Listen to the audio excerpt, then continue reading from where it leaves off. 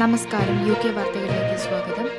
UKയിലെ social media താരങ്ങൾ ആദ്യമായി ഒത്തുകൂടി. വീഡിയോ ഇഷ്ടമായെങ്കിൽ ലൈക്ക് ചെയ്യുക, കമന്റ് ചെയ്യുക, സബ്സ്ക്രൈബ് ചെയ്യുക. UK മലയാളി കണ്ടന്റ് ക്രിയേറ്റേഴ്സ് ആദ്യത്തെ മീറ്റപ്പ് സംഘടിപ്പിച്ചു. ജൂലൈ 27 ഷെഫീൽഡ് ഗ്രാൻഡ് കേരളയിൽ വെച്ച് നടന്ന പരിപാടി UK MCCയിലെ ഷാജു ആൻഡു സ്വാഗതം ചെയ്തു. Grand Kerala director Basil Ancy, UK MCC director Jithu Sebastian, വിശിഷ്ടാതിഥിയും ക്രിയേറ്ററും BBC പനോരമ റിപ്പോർട്ടറുമായ ബാലകൃഷ്ണൻ ബാലഗോപാലിന്റെയും സാന്നിധ്യത്തിൽ ദീപം തെളിയിച്ചാണ് ഉദ്ഘാടനം നിർവഹിച്ചത്. ഉദ്ഘാടന പ്രസംഗത്തിൽ ജേർണലിസം, മീഡിയ ആൻഡ് ടെക്നോളജി ട്രെൻഡുകളും പ്രവചനങ്ങളും 2024 എന്ന ഡിജിറ്റൽ വാർത്താ പ്രൊജക്ടിനെ അടിസ്ഥാനമാക്കി 2024 അതിനുശേഷവും മാധ്യമ മേഖലയിലെ ഏറ്റവും പുതിയ ട്രെൻഡുകൾ എന്തൊക്കെയാണെന്നും UKയിൽ പത്രപ്രവർത്തകനായിരുന്ന കാലത്തെ പ്രധാന നേട്ടങ്ങളെക്കുറിച്ചും ബാലഗോപാൽ സംസാരിച്ചു.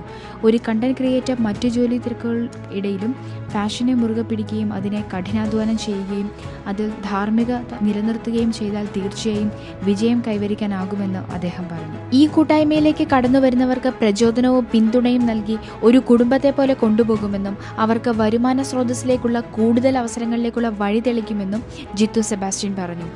UKയിലെ നാനാഭാഗങ്ങളിലായി ചിതറിക്കിടക്കുന്ന കൂടുതൽ സോഷ്യൽ മീഡിയ താരങ്ങളെ ഒരുമിച്ച് ഒരു കുടക്കീഴിൽ കൊണ്ടുവന്ന് ഇനിയും ഇതുപോലുള്ള പരിപാടികൾ സംഘടിപ്പിക്കാനാകുമെന്ന് അദ്ദേഹം കൂട്ടിച്ചേർത്തു.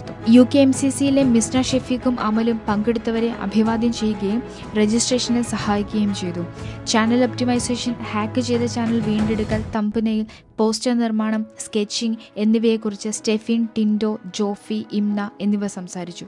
ചോദ്യോത്തര സെഷന് ശേഷം നടന്ന വലിയ കേക്ക് മുറിക്കൽ പരിപാടിയെ ഉന്നതിയിലെത്തിച്ചു.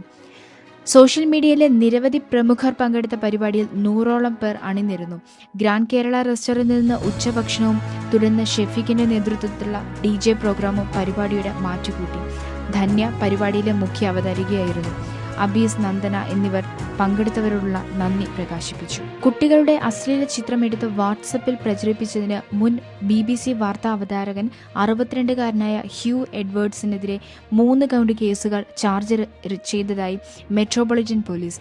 ഒരു 17-കാരന് പണം നൽകി അശ്ലീല ചിത്രമെടുത്തു എന്ന ആരോപണം ഉയർന്നതോടെ ആരോഗ്യ പ്രശ്നങ്ങൾ പറഞ്ഞ് കഴിഞ്ഞ ഏപ്രിൽ അദ്ദേഹം BBCയിൽ നിന്നും രാജിവെച്ചിരുന്നു. അതുവരെ BBCയിലെ ഏറ്റവും ജനപ്രിയനായ വാർത്താ അവതാരകനായിരുന്നു ഹ്യൂ. എന്നാൽ ആ ആരോപണത്തെക്കുറിച്ച് അന്വേഷിച്ച പോലീസിന് അന്ന് തെളിവുകളൊന്നും തന്നെ ലഭിച്ചിരുന്നില്ല. കഴിഞ്ഞ വേനലിൽ BBCയിൽ നിന്നും വിരമിച്ചതിന് ശേഷം ഏറെ വാർത്തകളിലൊന്നും എഡ്വേർഡ്സിനെ പ്രത്യക്ഷപ്പെട്ടിരുന്നില്ല.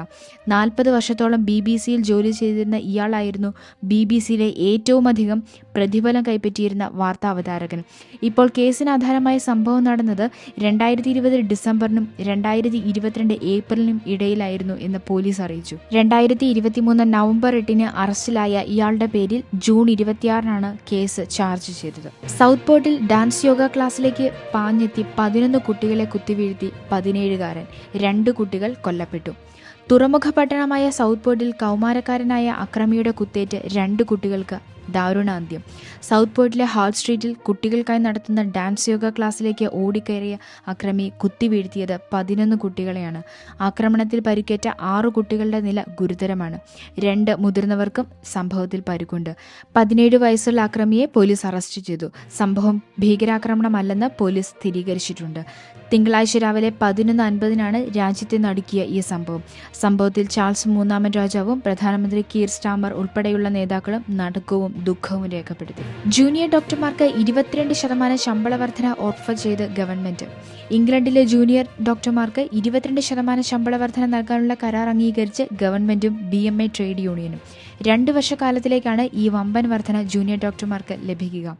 BMA junior doctors committee offer തങ്ങളുടെ അംഗങ്ങളുടെ അംഗീകാരത്തിനായി സമർപ്പിക്കാൻ സമ്മതിച്ചിട്ടുണ്ട്. ഇത് അംഗീകരിക്കപ്പെട്ടാൽ ഏറെ നാളായി അരങ്ങേറുന്ന രോഗികളെ ബുദ്ധിമുട്ടിച്ച NHS ജൂനിയർ ഡോക്ടർമാർ സമരങ്ങൾക്ക് അവസാനമാകും. 2023 മാർച്ച് മുതൽ ആയിരക്കണക്കിന് അപ്പോയിന്റ്മെന്റുകളാണ് സമരങ്ങൾ മൂലം റദ്ദായത്. ഗവൺമെന്റും NHS ജീവനക്കാരും തമ്മിലുള്ള ഒരു പുതിയ ബന്ധത്തിന്റെ തുടക്കമാണ് ഈ ഓഫറെന്ന് ചാൻസലർ റേച്ചൽ റീവ്സ് പറഞ്ഞു. 2023-24 വർഷത്തെ മുൻകാല പ്രാബല്യത്തോടെയുള്ള 4% വർധനവും കഴിഞ്ഞ സാമ്പത്തിക വർഷത്തെ നിലവിലുള്ള 9% ശരാശരി വർധനവും 2024-25 വർഷത്തിലേക്കുള്ള 8% വർധനവും ചേർന്നതാണ് ഓഫർ. ഇതോടെ ഏകദേശം 22% വർധനവാണ് ആകെ കണക്കാക്കുന്നത്. ഓഫർ അംഗങ്ങൾക്ക് മുന്നിൽ വയ്ക്കുമ്പോൾ 35% ശമ്പള വർധനവ് തേടി സമരം ചെയ്ത ജൂനിയർ ഡോക്ടർമാർ അംഗീകരിക്കുമോ എന്നാണ് കാത്തിരിക്കുന്നത്. സുനക്കിന്റെ പിൻഗാമിയാവാൻ ഐക്യത്തിന്റെ സന്ദേശവുമായി പ്രീതി പട്ടേൽ. ഭരിച്ചിരുന്നപ്പോൾ ഋഷി സുനക്കിന്റെ കടുത്ത വിമർശകയായിരുന്ന പ്രീതി പട്ടേൽ സുനക്കിന്റെ പിൻഗാമിയാകാൻ ഐക്യകാഹളവുമായി രംഗത്ത്. മുൻ പ്രധാനമന്ത്രി ബോറിസ് ജോൺസന്റെ ഏറ്റവും അടുത്ത നേതാവെന്നാണ് പ്രീതി പട്ടേൽ അറിയപ്പെടുന്നത്. തിരഞ്ഞെടുപ്പ് തോൽവിയെ തുടർന്ന് സുനക്കിന് പിൻഗാമിയെ കണ്ടെത്താനുള്ള പോരാട്ടം ഊർജിതമാകുമ്പോൾ പ്രീതിയും ഈ പോരാട്ടത്തിന് ഇറങ്ങുകയാണ്. ബോറിസിന്റെ പിന്തുണ പ്രീതിക്കായിരിക്കുമെന്നാണ് വിലയിരുത്തൽ. വ്യക്തിപരമായ പകപോക്കൽ മാറ്റിവെച്ച് ഐക്യപ്പെടാനുള്ള സമയമായെന്നാണ് മുൻ ഹോം സെക്രട്ടറി കൂടിയായ പ്രീതി പട്ടേൽ വ്യക്തമാക്കുന്നത്.